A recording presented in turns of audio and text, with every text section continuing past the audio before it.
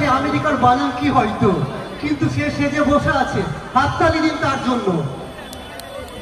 আমরা দেখছি যে অনেকেই আছে।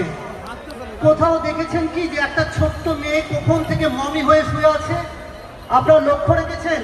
অনেকক্ষণ ধরে সে নিস্তব্ধ হয়ে আছে, চোখ খোলেনি, একেবারে নিস্তব্ধ হয়ে আছে। আমরা দেখবো সেভাবে অভিনয়টা সে কত সুন্দর করছে।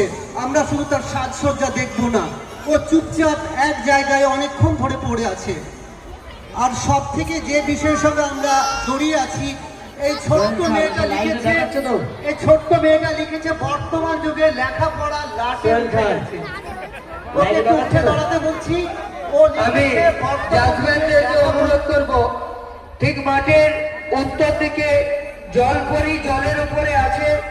আপনাদের যদি সবার এইটা দেখা হয়ে যায় তাহলে আমরা এটাকে নিয়ে চলে যেতে বলবো।